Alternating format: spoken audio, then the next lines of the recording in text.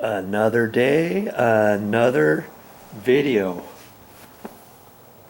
What the heck are those things? Well, I'm not going to show you. I'll show you about that in an upcoming video. I went to Home Depot. I bought some little brushes. Maestro Angel brush set. Look at that. I'm going to try those on when I do my cut-in. And then I saw they had little artist brushes, and they were cut at an angle. And I can cut in with that. You know, if I want to do something next to the baseboard, next to the door trim, the door casing and stuff. Like if you see where it's not been cut in very straight, and you think, that really bothers me. I think I can cut that in, but you don't want to do it with a huge paintbrush. Try something like a real small paintbrush, especially up at the top edge. We had some painters come in here and they flew and they went really super fast, and they didn't do so good when they cut in. See up there? Let's see if I can't get you in there. Right there. It looks like they could have done a little bit better job when they cut in the wall up to the ceiling, and I can see it, and I can cut it in by using a little paintbrush like that, or maybe even one like this. There's 3 of them here. This was only like less than $6, I think it was, and this was $3 or $4. Artist brush set. And Momi, she had some little brushes, but you know, I could have used hers. I might not even use these. I'm not quite sure, but I was just wanting to show you at the store. They've got all kinds of good stuff. I bought that stuff at Home Depot. I even found those at Home Depot. I had to look and look and look, and they weren't sure if they had them. I said, yeah, you've got to have those. I've seen them everywhere. And that's something really important that you should know about, what these are. What is this anyways? Well, I'll show you that in another video, like I said. But today, oh, it's nice out here too. It's 54 degrees, nice and sunny. I had to get some more caulking, and I'm putting it out here in the sun just to kind of warm it up. And yesterday, after I told you I wasn't going to do any caulking, sure enough, it was still warm enough, and I thought, I'm gonna still go ahead and do some caulking. And I've got one coat on here. Doesn't that look good? I caulked around the edge, boom, boom, boom, even up underneath here, down on the side. I tried to do as best I could without getting too much of it on the stucco. Some of this white is not caulking. It's actually the primer, and not the caulking. But I tried to do the best I could. I even did caulking up underneath here. I did caulking there, and I ran out of caulking. I had to get some more caulking because I have to do this whole side over here. Boom, boom, boom, boom, boom. And then when I was doing my painting, my primer, when I got down to these bottom steps, I tried to go fast, and I wanted to put the second coat on, and I went too fast, and I didn't wait all the way, and some of the first coat dragged. You can see how it's kind of checked here. Now look at this one here. See how it did, and right. It's right in the corner. And this one here, see, I'm gonna have to fix that. I didn't wait long enough before I tried to put the second coat on. And on this stuff, because of the weather and stuff, once I put it on, I had to put it on and keep moving. I couldn't just put it on and then go back when it was drying and try to touch it up or anything. It wouldn't do it. It would touch up only after it got dry all the way. and it wanted to drag it off. So I thought, you know, should I just leave that and paint over it with my finished paint? And I thought, no, I've still got the paint, and I'm going to go ahead and fix that out. So I'm going to do that first, so that can be drying in between coats, and then I can do this caulking here. And what I wanted to do too is I caulked this. I caulked it pretty good, and I thought, well, should I put another thin little bead of caulking on this? And I think I might, but I'm actually really pleased on how well this did. And the key with that is, you know, there's no way you can put caulking on perfectly every single time. You get a little bit too much on there, and as you start wiping it off, it builds up, and then it starts dragging and goes up higher on your stucco or on your wall and stuff. In order to prevent that, you've got to wipe it, and if you get a little bit too much, you've got to take that and you got to wipe it. You got to get rid of it and wipe it off. And I used one of my caulk tubes. After I got it empty, I just used the bottom of it, and I would just wipe my finger off, wipe my finger off, wipe my finger off. And so, see, that's just a buildup of yesterday's caulking. And before that, I had to use a rag. I used a rag, and then every once in a while, I wanted my fingers to get really cleaned off so that they weren't all sticky, and because if you're wiping it off with your finger, you got to have a nice clean smooth finger. If you don't, any bits of the old caulking after you do it with your finger a little bit starts building up there, and you can't get a smooth line. Okay, so I'm really pretty pleased about how well that came out.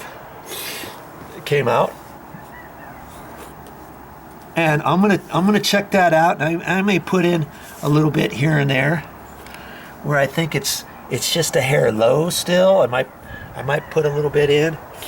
So I'm gonna check all that too while my primer's finishing drying. So I'll work on that first. Down there, I've got to scrape a little bit of that off with my putty knife, and then I'm gonna get into my paint. And I had some paint that matches exactly. So it's an exterior satin finish Duras acrylic ultra hide from Dulux. And I'm not saying you have to get this type of paint. It's just what they had in the garage when we moved in, and there's 7/8, 3/4 of a gallon left. I mixed it up the other day, and it's matched up perfectly to what I want. And you can read the back directions and see when you're supposed to apply it, and what the degrees you can put it on. And generally it's like, well, each paint differs, and so I'll have to read that. It's like 55 degrees. I'm sure it's going to be fine. It's nice and sunny out here, so I want to put that on today. That's why I want to caulk this. If I caulk this, it should skin up. Once the caulking skins up, then it's okay to paint over. Okay, so I got a few little things to do before I get into the painting.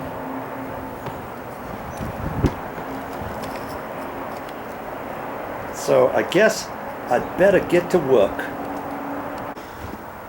Incidentally, speaking of caulking, I had two 2¼ tubes of that the other day, and I thought, oh, I'm gonna have plenty.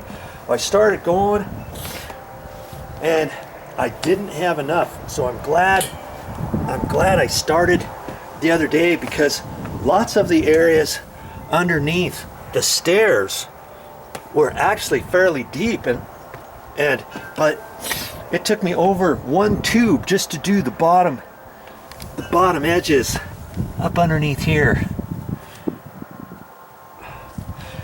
And you know, had I been thinking, should I've gotten extra caulking at the store? Yeah, I guess I should have. But had I've gotten extra caulking, I would have got, you know, maybe an extra tube, thinking, that'll be fine. Well, as it was, I had to run back to the store this morning anyways, and I knew it wasn't going to be hot enough first thing this morning to do any work out here, and I thought I would let it warm up. So I went to the store and got some more caulking, and I ended up getting 4 extra tubes of caulking. I know this time I've got plenty. I've got 2 out here, I've got 2 inside staying warm, and I've got these 2, and I know I got way more than enough. I'm even gonna actually put another coat up underneath this edge, you know, on all of the columns that I did, that I painted under and caulked. And I know I've got way more than enough, and I thought I'm not going to skimp this time. I'll just get 4, and if I have 1 or 2 extra tubes, I might keep 1 in the garage or in storage, and then when I get done with this whole project, I got different things I need to take back to the store, so I can always take certain things back to the store. So don't fret if you don't get enough material the first time. Run back to the store or whatever. You can always take stuff back, okay? My word, look at all this stuff. This is my staging area. This is all the stuff I've been using out there. But speaking of paint, there's one last thing I want to talk about. For paint, here's the stuff that I was trying to get mixed up. And if you find out that the base color, the base number is different, okay, that they don't have this exact stuff, but they can match it with some other, with another paint can. You go to the paint store, and it's just a paint store, okay? And if they have to mix this up, there's no way that this number is going to work, right? And so if they just mix it up, you better ask them first, okay, how much are you going to charge me for a can of this? Because if I go to Home Depot, can of paint is going to be $25 or less per gallon. Okay, don't wait until after they mix it up and have them say it's going to cost you $45 like they were trying to tell me. Okay, check it out first. If it's not like for like and you're not getting it matched exactly, and they have to do it a different way, you know that a regular like Home Depot, Lowe's, Ace, that they're going to have to match it no different than the paint store is going to have to match it, right? With a different paint can and all that kind of stuff. Check with them. Check with the paint store first. Ask them, okay, how much are you going to charge me for that? And paint stores are like car dealerships. No price is the same. They can adjust the price however they want. They can charge you $45 a gallon. They can charge you $25 a gallon. And so you can talk to them first and say, hey, if you can do it for $25, if you can do it for $22, $23 plus tax is another couple bucks, and say, if you can do it for $23, fine. If not, I'm going to go to Home Depot and get it done. And once you tell them that, you see what they say. If they say, okay, yeah, we'll do it, fine. If they say, well, no, the best we can do is $38 per gallon, blah, blah, blah, then you say, okay, fine, forget it. I'm going to go over to Home Depot and do it there. Okay? So there's another tip for you. They can change the prices however they want. And just remember, when you go to a paint store, they might have some cheap paint, and they might have medium grade paint, and they might have expensive paint. So keep that in mind too. They might say, oh, okay, yeah, fine, we'll do it for $22. And then they use the cheapest paint that they have in order to mix it. So, you know, you kind of get what you pay for. Ask a few questions before they mix it up at a paint store. That's my advice. Okay, that's all I got from here. Hope you learned something.